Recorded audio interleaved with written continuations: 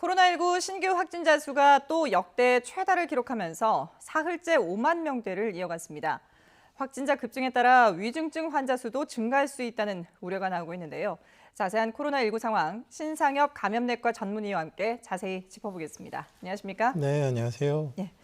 자, 지금 사흘째 5만 명, 오늘 또 역대 최다를 기록했는데 이미 이제 정은경 청장이 이달 말이면 13만 명에서 17만 명까지 나올 수 있다라는 얘기를 했고요. 다음 달이면은 뭐 36만 명까지도 가능하다 이런 전망들이 나오고 있거든요. 이런 추세라 지금 이 확진자 급증 추세라면은 충분히 가능한 얘기라고 볼 수 있을까요? 네, 지금 그 확진자 수 집계를 우리가 이제 하고는 있는데 네. 지금 이 확진자 수가 진짜 리얼월드 실제의 확진자를 얼마나 반영을 하고 있느냐. 이게 사실 어찌 보면 더 중요한 요소일 것도 있습니다. 예. 왜냐하면 과거에 이제 PCR 검사로만 이제 모두 다 검사를 하고 네. 우리가 이제 자랑하던 3T 정말 빨리 진단하고 빨리 격리하고 치료하던 이게 잘 작동하던 시절에는 그 확진된 그런 확진자 수 곱하기 2배 정도가 하면 실제 그 리얼월드에서 발생한 확진자 수를 추정할 수가 있었습니다. 이런저런 이제 모형을 통해서. 그런데 지금 이제 신속 항원 검사가 이제 사실 60세 미만에서 이게 이제 도입이 되면서 그리고 3T가 지금 거의 사실상 작동을 안 하고 있거든요. 이런 상황에서는 사실 굉장히 많은 확진자 수를 놓칠 수밖에는 없습니다. 그 예를 들면 지금 신속 항원 검사가 2월 8일까지 210만 건 정도가 이제 그 시행이 됐는데 그 중에서 양성이 나온 사람이 한 2% 정도 됩니다. 근데 그 2% 중에서 그 30%는 위양성, 잘못 키트가 진단을 한 거라서 실제 210만 명 중에 1.4%만 이제 확진이 되고 있거든요. 근데 최근 들어서 하루에 신속 항원 검사가 30만 건 정도 시행이 되고 있습니다. 그 중에서 그러니까 6천 명 정도가 양성으로 이제 PCR 검사가 진행이 되고 그 중에 4,200명 정도가 지금 양성이 나오는 거예요. 지금 우리가 5만 5천 명이라고 그러면 여기 한 4천 명 제외하고는 나머지는 바로 PCR 검사를 받으신 분들을 통해서 나온다라고 보면 되는 거거든요. 그러니까 이 신속 항원 검사가 진단에 별로 기여하는 바가 없습니다, 지금. 그 PCR 검사 전체 중에서 6천 명 정도만 거기 들어오는 거거든요. 그걸 통해서. 그러니까 지금 60세 미만에서의 그런 확진자 수를 놓치는 게 제가 보기엔 뭐 그 전체 그 지금 PCR 양성률이 10%를 훨씬 넘어가는 상황에서 1.4% 찾아낸다는 얘기는 사실상 어찌 보면 거의 다 놓치고 있는 그런 상황이라고 볼 수도 있는 그런 상황이기 때문에 지금 전반적으로 지금 나타나는 확진자의 저는 최소 3, 4배 정도는 리얼월드에 확진자가 발생을 하고 있다. 이런 판단을 하고 있기 때문에 이미 10만, 20만 대 확진자가 지금 지역사회에서 확인이 되고 있는 그런 수준으로 관리를 해야 되고 이 확진자 수 집계와 달리 결국 위중증 환자는 리얼월드에서 발생한 환자의 비율 이를 통해서 이제 나타나기 때문에 이제 그런 부분들을 고려해서 지금 대비를 해야 되는 상황이라고 봅니다. 그러니까 거기다 또 이제 오미크론 같은 경우는 증상 없이 지나가는 경우도 있기 때문에 본인은 못 느꼈지만 다른 사람에게 확산시킬 수 있는 그런 가능성도 충분히 있지 않겠습니까? 맞습니다. 근데 이제 정부는 어쨌든 지금 확진자가 너무 급증하다 보니까 이 모든 사람들 다 관리하기는 힘들고 일단 뭐 중증 고위험군, 중증 환자라든지 이런 부분에 이제 집중하겠다라는 입장인데 지금 위중증 환자 수는 정부가 충분히 관리할 수 있는 범위 내라고 하지만 이렇게 확진자가 많이 늘어나다 보면 이 위중증 환자 수도 또 폭발적으로 증가할 가능성도 충분히 있지 않을까요? 글쎄 지금 뭐 그 좀 자세히 그런 그 통계표를 잘 보면은 몇 가지 이제 좀 흥미로운 점들이 좀 있습니다. 지금 그 우리가 나타나고 있는 그 위중증 환자 수 뭐 이렇게 병실 가동률 퍼센트 이렇게만 보면 델타보다 좀 수월하게 지금 관리가 된다라고 이제 판단을 할 수 있는 그런 좀 소지가 있는데 실제 보면은 그 지금 그 위중증 환자 병상 수가 2배 이상 늘고 중증증 환자 수도 상당히 많이 늘었거든요. 델타 변이의 그런 있었던 당시로 따지면 지금 위중증 환자 그 베드는 반 가까이 차 있고 거의 그런 중증증 환자 수는 풀베드인 상태입니다. 그러니까 역량을 늘려놨기 때문에 퍼센트는 줄어 보이지만 실제적으로 그 숫자 자체가 그렇게 델타보다 적지가 않은 상황이거든요. 근데 지금 이 유행이 이제 초입이란 말이죠.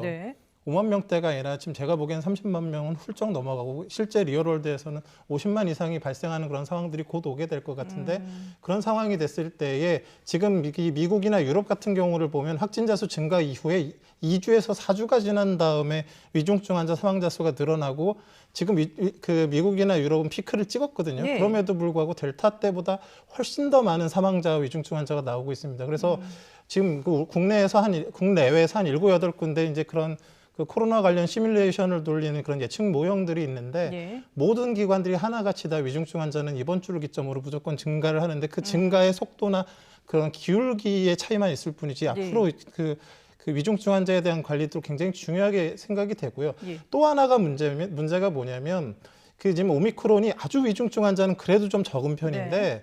입원이 필요한 환자들은 그래도 꽤 많습니다. 근데 그 입원이 필요한 이 준중증 환자 같은 경우는 지금 빠르게 소진이 되고 있고 실제적으로 이런 상황이 오래되게 됐을 때는 문제가 뭐냐면 오미크론 이외에 치료를 받아서 입원을 해야 되는 사람들의 문제가 생기기 시작하는 그런 예. 상황들이 곧 오게 될 것 같거든요. 그러면 오미크론의 위중증도 위중증이지만 일반 그런 그 생활하시는 분들이 본인의 병으로 입원하게 됐을 때 치료를 받기 어려운 상황들 그런 식의 의료 시스템 붕괴나 그 부하가 예측이 되는 부분들이기 때문에 네. 이런 부분까지 이렇게 좀 치밀하게 다 같이 지금 예측을 해서 대비를 해야 된다고 생각을 합니다. 예.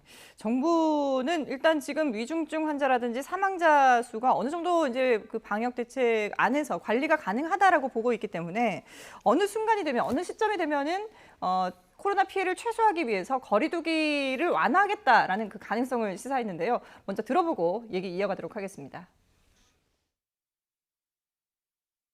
위중증과 사망이 안정적으로 유지되고 방역 상황을 어느 정도 관리할 수 있다 이런 판단이 들면 언제라도 저희들이 용기 있는 결단을 내리겠다는 약속을 드립니다.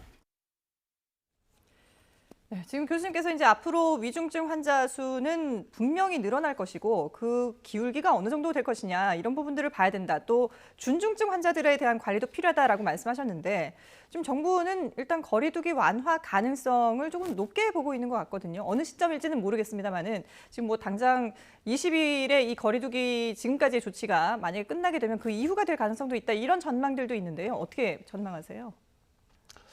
글쎄 이제 저도 저런 시기가 빨리 왔으면 누구든 예. 다 바라는 바 아니겠습니까? 네. 누구든 다 이제 빨리 그런 사회적 거리두기가 완화되고 좀 더 편안하게 좀 이제 일상생활을 누리고 싶은 건 네네. 같은 마음인데 지금 이제 코로나19의 지금 오미크론 유행만 딱 놓고 봤을 때 이제 몇 가지 이제 중요 요소들이 있습니다. 예.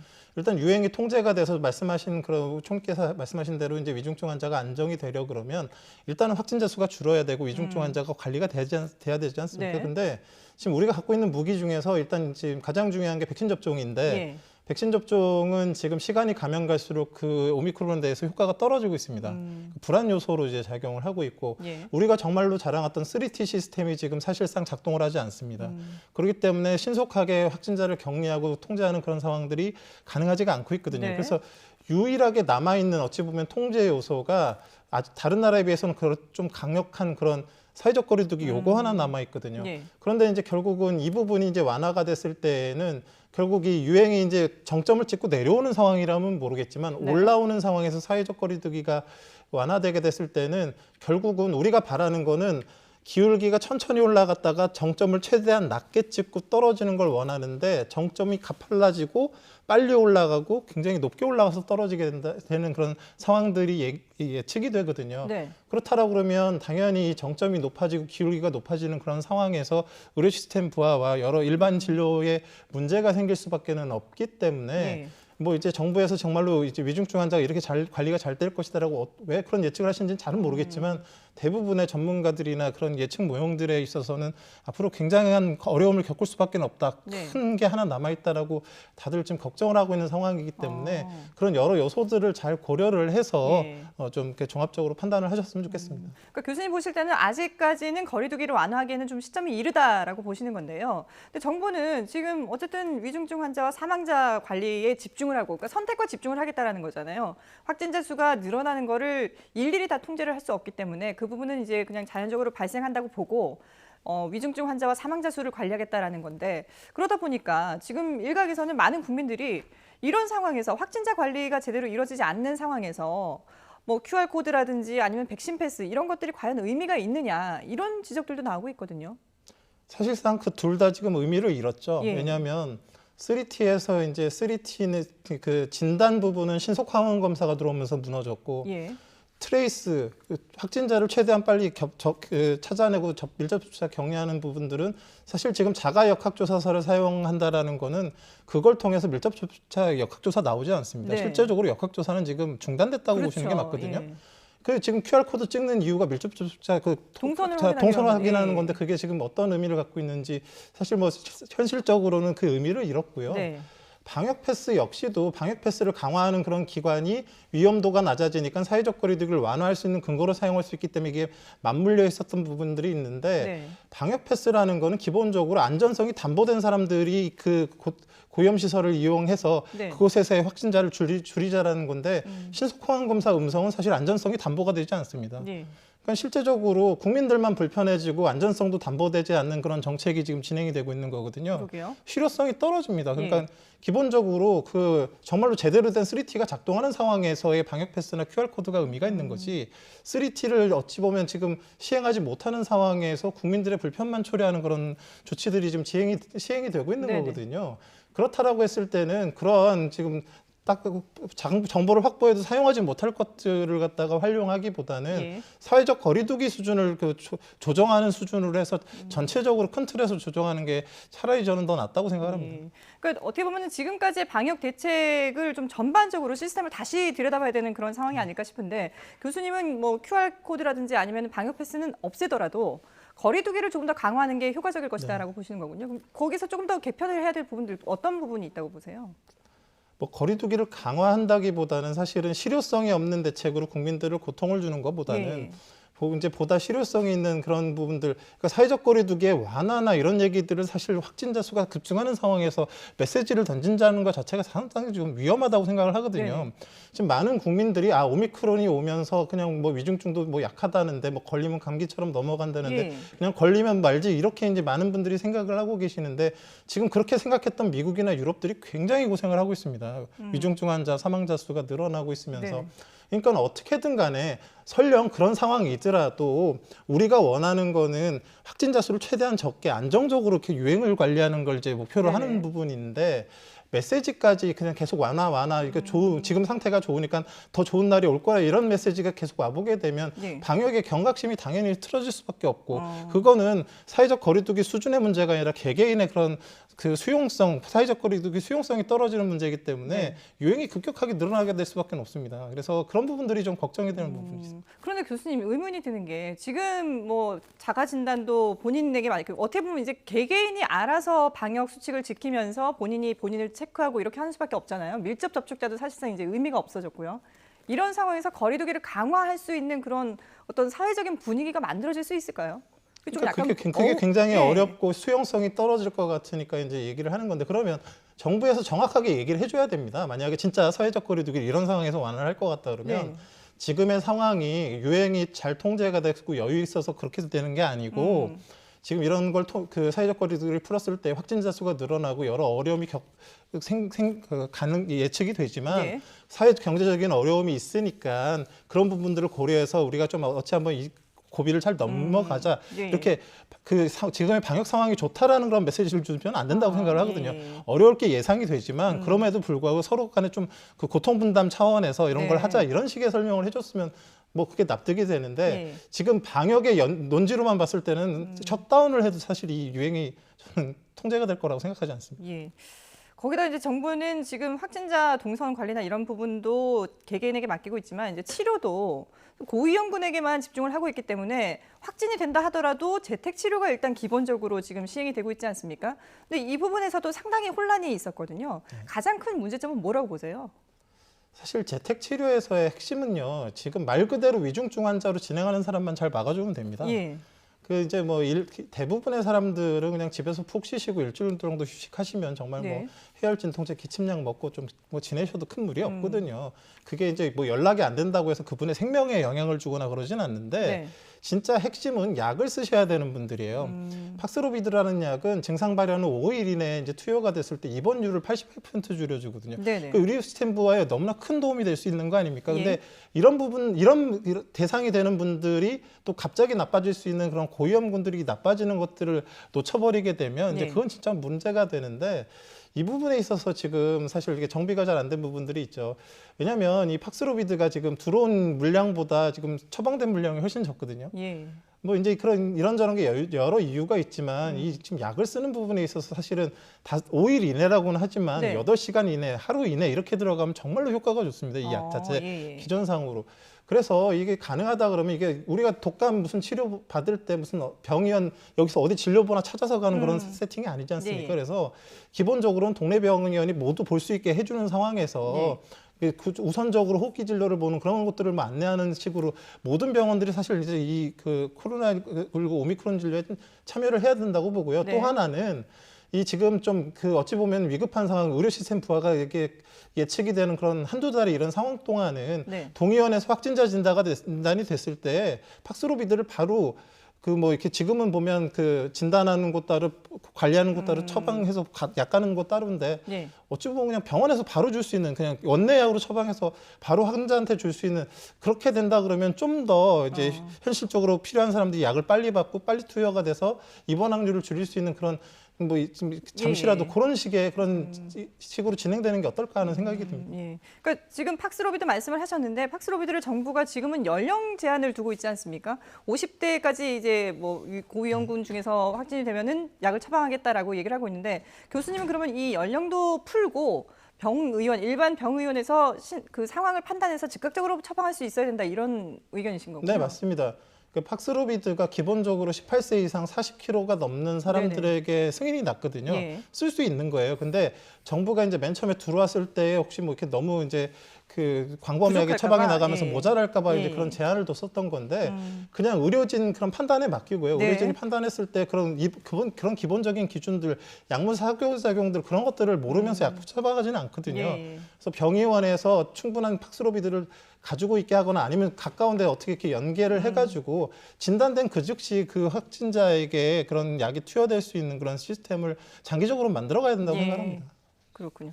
지금 재택 치료를 하면서 이제 앞서 말씀하셨듯이 보통은 그냥 이제 가벼운 열감기 정도로 앓고 지나가고 무증상으로 지나는 사람들도 상당히 있고요. 이렇게 가볍게 지나가는 경우가 있습니다만은 그래도 내가 고위험군도 아니고 기저질환자도 아닌데도 불구하고 가끔씩 이렇게 이제 또 위급한 상황들이 벌어지는 경우도 있잖아요. 그래서 자기의 몸을 자세히 좀 들여다볼 필요가 있는데 어떤 증상이 나타났을 때 제일 좀 조심을 해야 될까요? 뭐 일차적으로는 뭐 60세 이상 같은 경우는 키트 안에 예. 체온계와 산소 포화도 측정기가 있습니다. 네. 일단 38도 이상 열이 나게 되면 좀 긴장하셔야 되고요. 네. 그 열이 3일 이상 간다. 그럼 분명히 진료를 받아야 되는 상황이라고 봅니다. 그리고 산소 포화도 측정을 했는데 예. 95% 미만이 여러 시간 간다. 그것도 역시 진료받아야 되는 상황이고 예. 혹시라도 90 아래로 떨어지는 상황이라고 하면 119를 부르셔야 됩니다. 네. 그리고 그 이제 일상생활을 하시면서라도 갑자기 호흡 곤란이 심해진다거나 예. 의식이 저하되고 어지러워진다라고 했을 때는 그 역시도 바로 진단을 받으셔야 되는 그런 예. 상황이라고 볼 수 있겠습니다. 열이 나거나 호흡이 좀 불편할 때 바로 병원으로 연락을 하셔야 된다라는 부분 다시 한번 정리를 하겠습니다. 자, 그리고 지금 이제 자가검사 키트가 구하기가 어려운 그런 상황이거든요. 예전에 마스크 대란을 떠올리는 분들이 상당히 많습니다. 정부가 이걸 이제 관리하기 위해서 온라인 판매를 금지하겠다라고 했는데 그 방책만으로 지금의 어떤 수급 불안을 좀 막을 수가 있을까요? 사실 3T의 가장 핵심은 진단이거든요. 예. 그래서 지금 그 관련 학회들이 이제 예전부터 계속 얘기했던 것이 신속 항원 검사나 자가 검사 키트가 사실 진단에서의 그런 큰 역할을 하기 어려운 부분들이 있기 때문에 PCR 역량을 확대해 달라. 예. 그래서 기계로 이제 신속하게 검사가 나오는 그런 PCR 역량 확대를 갖다 계속 주장을 해왔는데 그게 잘 받아들여지지 않았는데요. 네. 지금도 사실 늦지 않았다고 생각합니다. 최대한 PCR 역량을 늘려서 네. 그 꼭 필요한 사람들이 검사를 못 받고 신속항원 검사 결과를 가지고 이걸 어떻게 해야 되나 예. 고민하게 만들기보다는 일단 어떻게든 간에 PCR 역량을 늘리게 되면 그거에 상반적으로 그 신속항원 검사의 그런 수요가 좀 줄어들게 되지 않겠습니까? 그래서 뭐 이런 장기적으로는 PCR 검사 양량 확대를 할 수밖에 없다고 생각을 하고요. 네. 근데 지금 당장 이제 그런 자가검사 키트가 가격이 올라가는 건 이게 무슨 검사 키트가 좋아져서가 아니라 희귀해져서 올라가는 네네. 거지 않습니까? 그러니까 가치가 그런 식으로 올라가게 되는 거는 사실 꼭 필요한 사람들한테 문제가 생기기 때문에 예. 어느 정도의 가격 통제는 필요할 것 같고요. 집에 20개, 30개씩 막 이렇게 쌓아놓으실 필요 별로 없다고 생각을 하거든요. 예. 그걸 굳이.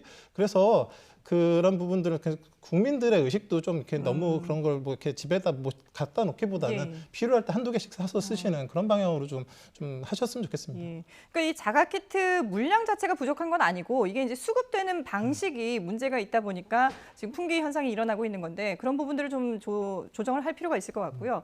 일단 정부는 21일부터 어린이집 원생 그리고 뭐 복지시설에 주 1, 2회분의 자가키트를 보급한다라고 했거든요. 정부가 이 보급하는 물량을 조금 더 넓힐 필요도 있지 않을까 싶은데요. 물론 이제 PCR 검사가 가장 중요하다고 말씀을 하셨지만 그래도 정부가 일단은 이 자가 진단 키트를 이용하겠다라고 했으니까 그런 부분들도 좀 필요하지 않을까 보는데 어떻게 보세요? 글쎄 이제 그 다중이용 시설에서 특히 고위험 시설에서의 뭐 이게 신속 항원 검사 키트의 그런 스크리닝이 뭐 네. 아주 의미가 없다고 생각하지는 않습니다. 네. 그런데 실제적으로 뭐 그런 무증상인 사람에게 신속 진단 키트를 사용했을 때 양성이 나올 가능성이 사실 거의 없기 때문에 그 얼마나 이제 실효성이 있는지 그러니까 예산이 들어가는 만큼의 실효성을 따졌을 때 그게 확대라는 게 얼마나 의미가 있느냐 참 그런 방식보다는 지금 뭐 이동형 그런 신속 PCR 검사나 이런 것들이 지금 가능하고 어느 정도 세팅이 돼가고 있거든요. 실제로 교육 당국이 그런 걸 사용하겠다라고 하고 있는데 네. 주기적으로 돌면서 좀 신속 PCR 검사나 이런 부분들을 확대하는 게 네. 보다 더 빨리 안전하고 확실한 결과를 얻는데 더 도움이 되지 않을까 생각을 합니다. 근데 이 자가 진단 키트를 사서 본인이 이제 뭐 설명서를 충분히 읽어보고 할 수도 있습니다만은 검사 결과에 상당히 영향을 줄 수 있는 어떤 실수라든지 그런 부분들 어떤 건지 좀 한번 짚어주시죠.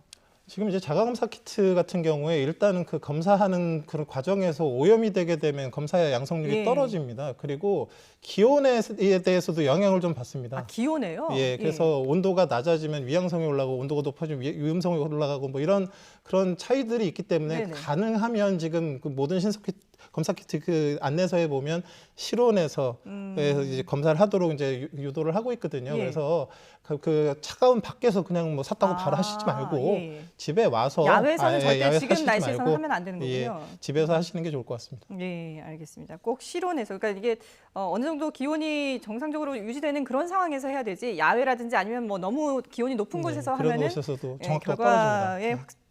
결과의 확진율이 떨어질 수 있다. 그런 부분들 정리하겠습니다. 자, 이번엔 백신 얘기를 좀 해보겠습니다. 지금 월요일부터 이제 노바백스 접종이 시작이 되는데 이 노바백스 같은 경우는 뭐 화이자나 모더나 같은 mRNA 방식이 아니라 기존의 그 어떤 백신 개발 그 방식과 비슷하기 때문에 부작용이 덜할 것이다 이런 전망들이 나오고 있거든요. 실제로 그럴까요? 뭐 부작용 같은 경우는 이제 그 mRNA나 전달체 백신들이 뭐 심근염, 심낭염, 무슨 뭐 혈소판 감소성 혈전증 이렇게 과거 백신에서 보여주지 않았던 좀 특이한 그런 부작용들이 나타났기 때문에 이제 우리가 우려를 하고 있는 거고요. 그 외의 부작용들은 뭐 다 똑같이 나타납니다. 근데 이제 다만 이제 독감에도 사용됐었고 비형간염에도 좀 사용되고 있고 자궁경부암 백신도 사용했고 우리가 신속하게 맞았던 백신의 플랫폼으로 만들어진 백신이기 때문에 어느 정도 효과도 괜찮은 것 같고 안전성 부분도 그냥 기존의 백신 정도의 그런 그 부작용들이 나타나고 있는 것 같아서 지금까지 그런 새로운 플랫폼으로 만들어진 백신에 조금 이제 그런 그 두려움이 있었던 분들은 이 노바백스를 적극적으로 접종하시는 것도 큰 도움이 될 거라고 생각을 합니다. 예. 지금 이제 정부가 노바백스도 접종을 이제 확대하고 그러면서 이미 이제 3차 접종은 어느 정도 이뤄졌다고 보고 지금 고위험군 같은 경우에는 4차 접종 얘기까지 나오고 있지 않습니까? 글쎄요, 이 백신을 과연 4차 접종, 5차 접종 언제까지 맞아야 되느냐 이런 또 의문을 가지는 분들도 많으신데 백신이 이렇게 계속 맞는다고 해서 효과가 있다고 보십니까?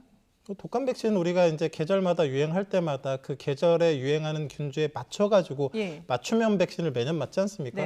코로나 백신도 마찬가지입니다. 지금 유행이 지금 그 연중무휴로 계속돼서 되고 변이가 바뀌고 있는 상황이기 때문에 앞으로 추가 백신 접종이 혹시 이루어지더라도 맨 처음에 만들어진 그 우한 바이러스 백신으로 만들어진 백신이 아니고 오미크론이 유행할 때는 오미크론 백신으로 얼른 만들어갖고 오미크론에 맞춤형으로 접종을 하고 또 그 이후에 또 뭐 새로운 유행이 뭐 6개월이나 1년 뒤에 왔을 때는 그때 유행하는 균주에 맞춰서 백신을 개발해서 맞고 뭐 이런 식의 방향으로 가야지 지금 막 기존의 백신들을 뭐 더 자주 접종해서 뭐 어느 정도의 효과는 누릴 수 있겠지만 딱 맞지 않는 백신으로 인해서 쓸데없는 항체들이 만들어지는 게 우리 몸에 꼭 유리한 건 아니기 때문에 그런 부분들은 좀 신중하게 검토해서 그 향후 추가 백신 접종 계획을 짜야 될 것 같습니다. 예.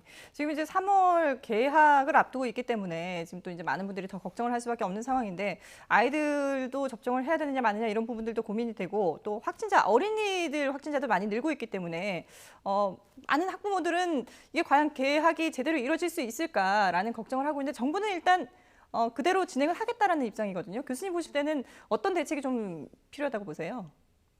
제 개인적으로 대면 개학식과 그 수업이 이루어지는 건 상당히 무리라고 생각을 합니다. 예.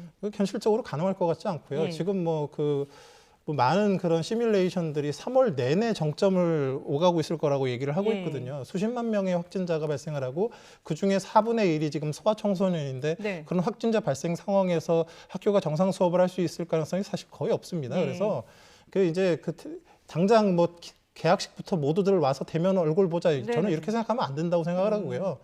그 비대면으로 개학식을 시작을 해서 예. 유행의 상황과 지금 학생들의 확진 양상, 그 격리 양상을 봐가면서 학교마다 그건 정말 탄력적으로 예. 조심스럽게 진행을 해야 된다고 생각합니다. 예, 알겠습니다.